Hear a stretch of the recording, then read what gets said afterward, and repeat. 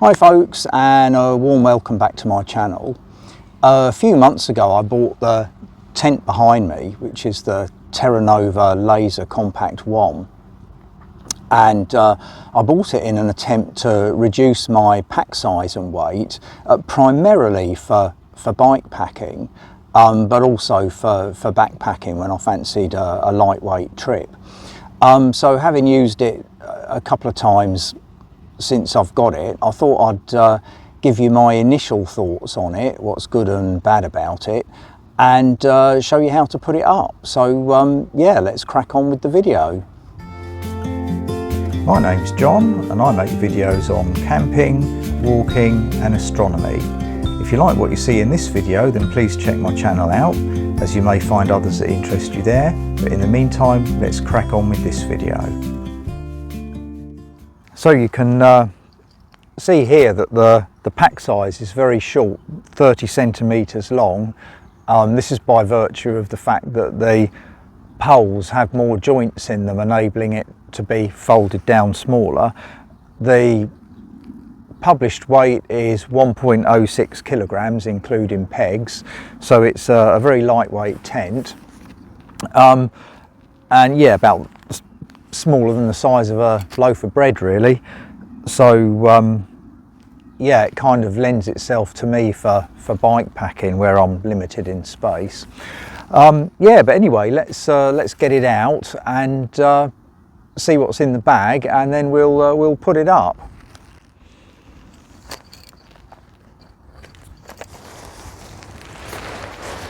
So we've got the whole tent, the inner and the outer are connected together.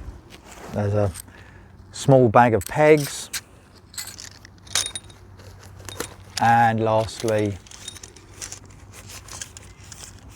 a bag containing 3 poles. The main poles here, there are 2 small end poles and a repair section there. So yeah, we'll look at getting it pitched up now. So the first thing to do is to just lay the tent fabric out, and if you're interested in which is the door side, because this is a one-person tent, so there's only one door. The door is on the side with the Terra Nova Laser Compact label. So having done that, we just want to clip the poles together. The main crossing pole is this kind of anodized blue one. I think they're 8.7mm poles, and they're made by DAC, or DAC, which is one of the best, if not the best, pole manufacturers. But nonetheless, these things are very lightweight, so you need to, you know, be a little bit careful when you clip them together. Make sure all the joints are actually made so that when the pole is bent, you're not putting any undue stress on it. But that's the main pole, and then there are 2 end poles, currently black, that just clip together. So the next thing is just to pop this main pole through the pole sleeve in the tent.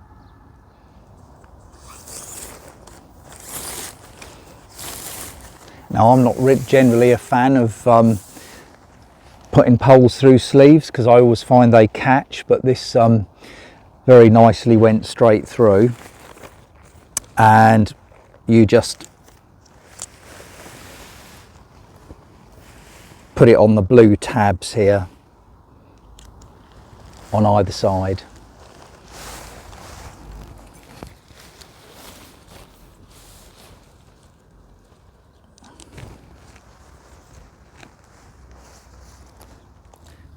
So the next thing is to fit the short end poles onto the tent, and here at each end of the tent there's a kind of black flap, and if you lift that up, underneath you'll see a little red pocket, and on the short pole the squared off end goes into the red pocket, and the other end goes into the little slot there.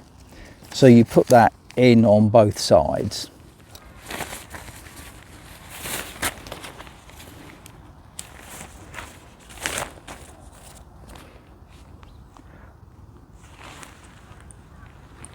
And once we've done that, we want to peg out these guys on either side of the tent.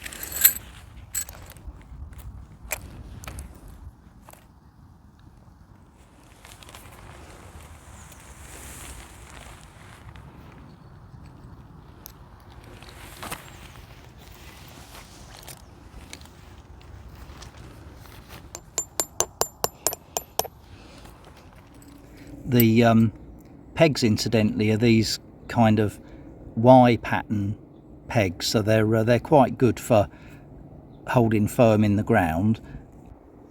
I always bring some spare pegs as well. It increases the pack weight, but I'd rather have a couple of extra pegs in case I need them. Anyhow, having got the tent more or less up, it's now time just to make it look a bit neater and peg out the corners. So each corner's got this here, a pegging out point, so we'll just try and put all those in and get the tent squared up.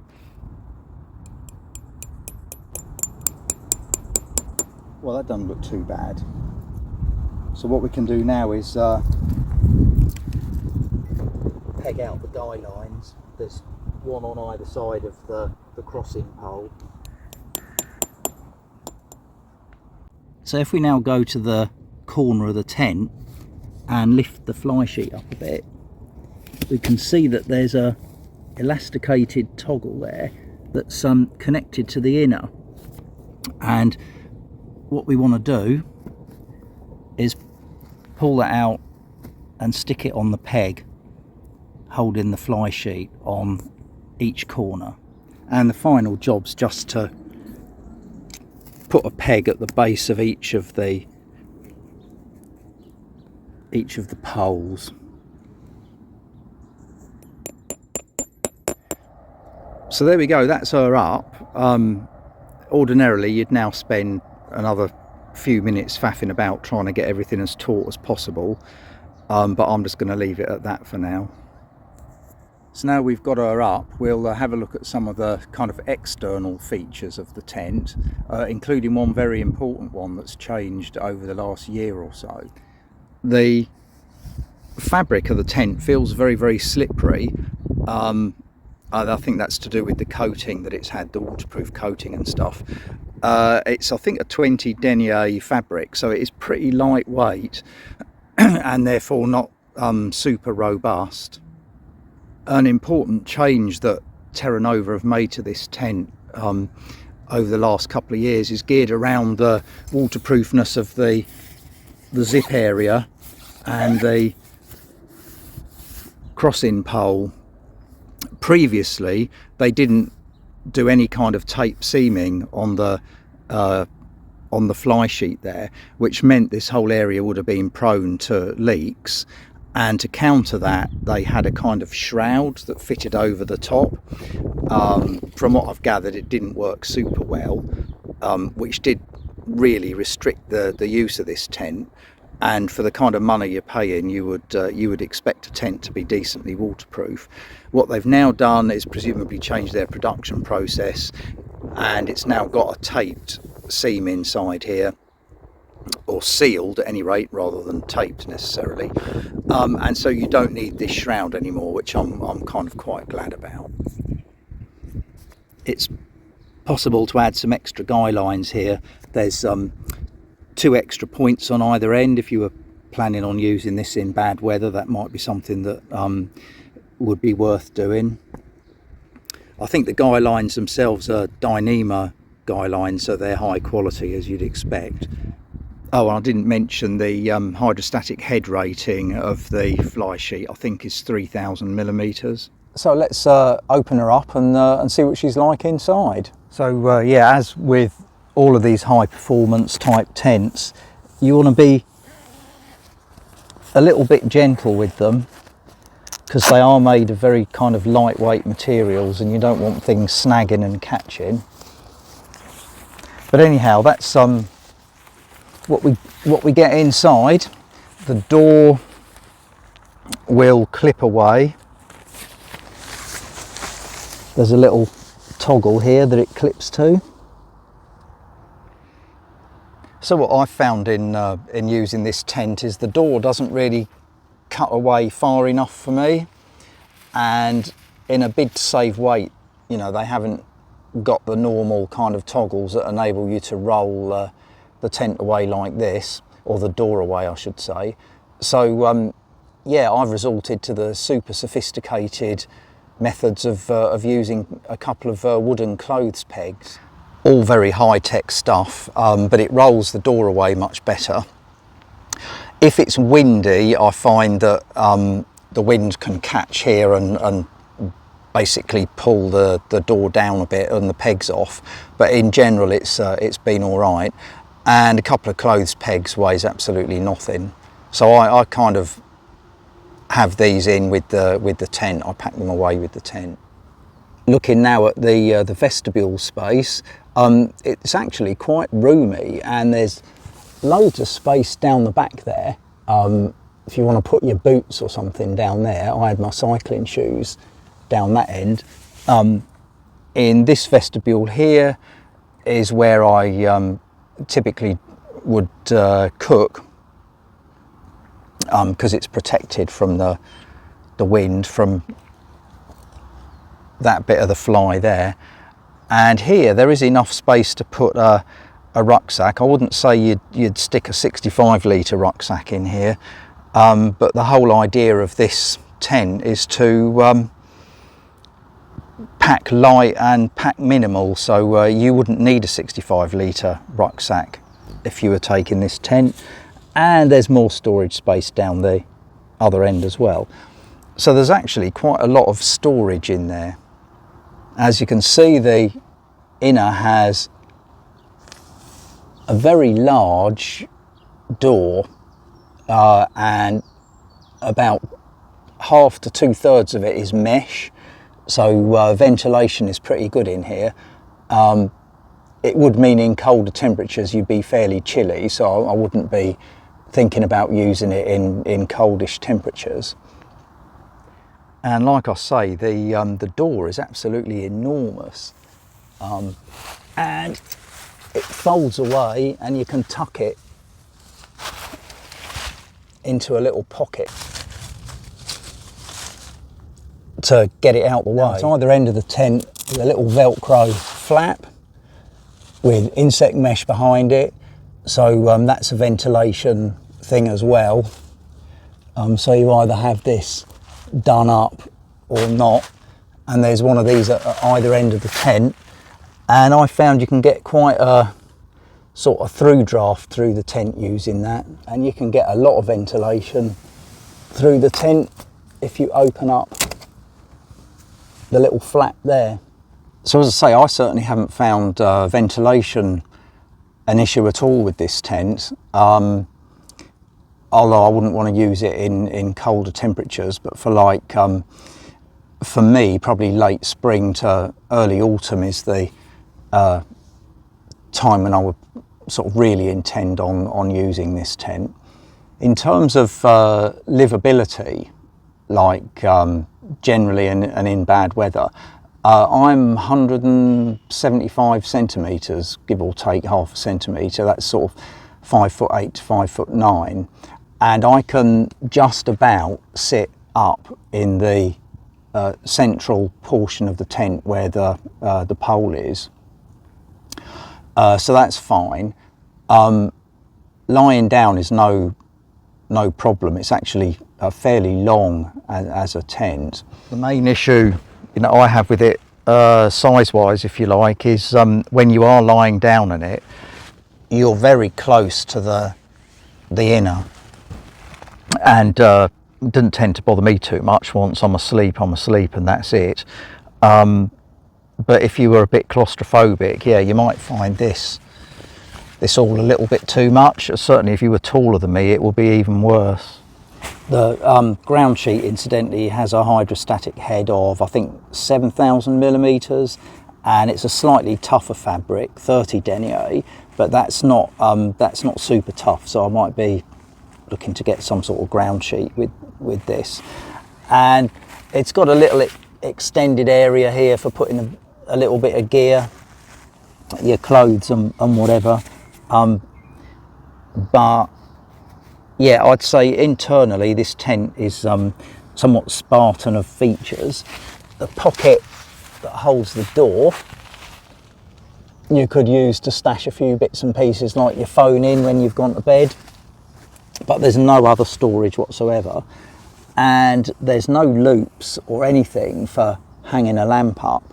I think in the quest for lightweight and small pack size, basically everything superfluous has been knocked on the head. So one of the things that I did miss when I first used this tent was nowhere to hang a lantern up. And so what I ended up doing in the end was getting like one of these bulldog clips here, attaching that, which I could just about get to the seam running here, and a little clip carabiner onto which I can hang a lightweight lamp.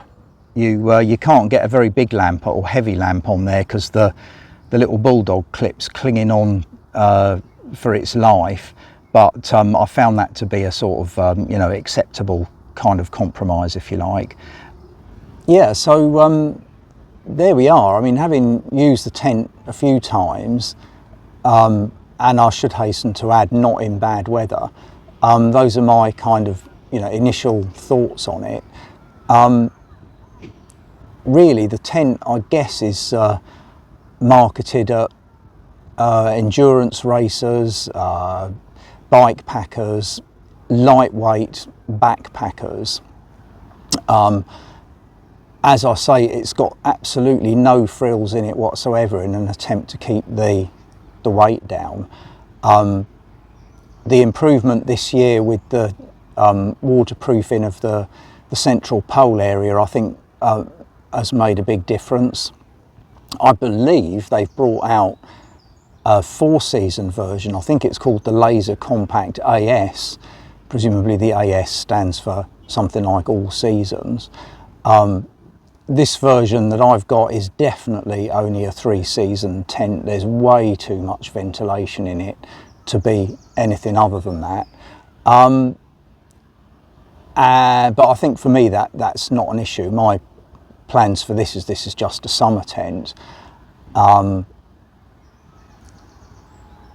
Yeah, I think for me I bought it primarily as a tent for bike packing, because with bike packing the main issue is storage space. You've got, I think in my little setup that I use, something like 20 litres, maybe 22 at most of space. And bear in mind, when I go backpacking, yeah, I'm filling up a 65 litre rucksack full of all sorts of luxuries and things.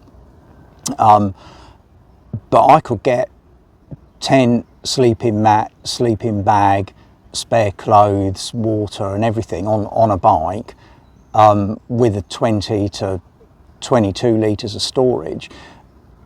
The other alternative that bike packers often use is a bivvy bag, which is fine if the weather's brilliant, but I do like being in a tent. I like to be able to shut the door. There's something weird, I feel like really nice and safe and cosy once I've shut the door of a tent.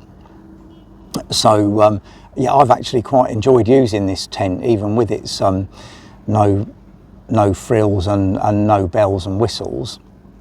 If you were a lightweight backpacker, you could get a really low base weight using this tent and a summer bag and that sort of thing. I think my weight that I used for when I've done bike packing with it is probably 9 kilos or less, but that includes like water and stuff. So you could certainly get a super lightweight setup. My main gripe with it, I suppose, is if you were stuck in bad weather, it wouldn't be something I'd want to spend huge amounts of time in. My other tents, MSR Elixir 1 and Hilleberg Solo, although they're also one-person tents, they're vastly more livable than this tent in bad weather. So that will be its kind of major negative, and why personally I would never look at the all-season version, because I couldn't envisage spending 14 hours kind of stuck in it, if you like. But for what I've bought it for, it's absolutely great, and anybody who's like into ultra lightweight backpacking would probably find it a complete palace compared to say a hooped bivvy, which is another alternative.